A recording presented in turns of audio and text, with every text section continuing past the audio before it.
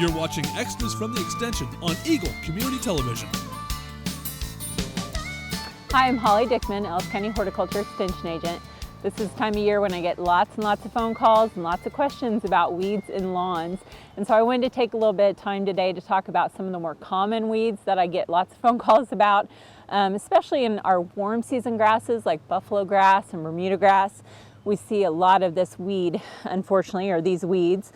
And so one of those is little barley. And that's this weed right here. Little barley is a grassy weed, comes up in the fall from seed. And so we don't really notice it. It kind of blends in with the grass until about this time of year, and then it starts to send up this nice little seed head. It looks really similar to wheat. And so I compare it to wheat sometimes because it has a very similar life cycle. Comes up from seed in the fall, sits there through the winter, starts to grow again when it warms up, and then this time of year it's sending out those seed heads. Here within the next few weeks, it will start to die off because its lifespan is over. And so what you'll notice then is little dead clumps of grass in the yard. And that's when I get lots of questions because people think something else is going on with their grass. So don't be alarmed. This is just a little annual weed. Once it dies off, it's done for the summer. But I just wanted to bring that up because I get lots of questions about it. Now, the nice thing about little barley is it's easy to pull. It's got a really shallow root system, and so not very many thick roots there. You can just easily pull those out. However, sometimes your area of your yard is so heavy with little barley it's impossible or not practical for you to sit out there and pull all that. But just know that this is a weed that comes up in the fall. Once it's getting to this point where it has little seed heads, it's really hard to control, and you don't need to because it's going to die out.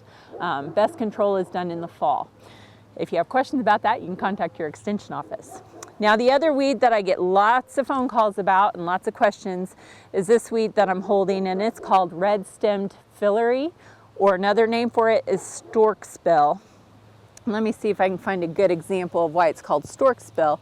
But it's got this seed head on it that has this little sharp, pointy thing that looks like a storkspill. So that's why they call it that.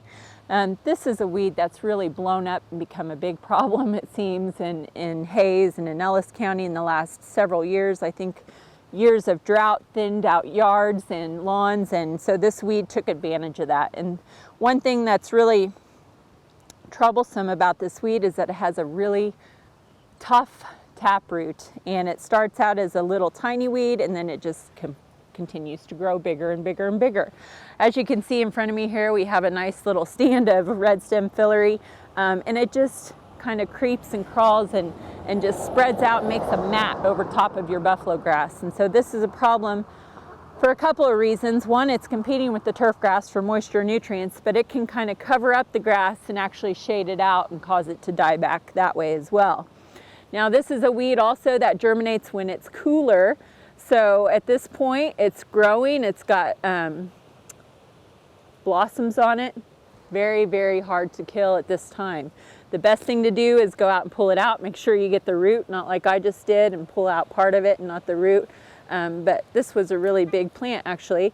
You can see this is a tough weed to pull versus that little barley that I just talked about. So make sure that you try to pull that out the best you can. The other option at this time of year is spot spray with Roundup. You can try a broadleaf weed killer. However, once they start blooming and once that seed head's forming, they're almost impossible to kill. So again, try to catch them when they're smaller in the fall, winter time, early spring, and the extension office can help you with some advice on how to get rid of those things. Once you get these out of there, that buffalo grass will fill in those spots and hopefully make a nice thick lawn and reduce your weeds in the future. Now, a lot of people confuse this plant with henbit, but it's not henbit. It's completely different.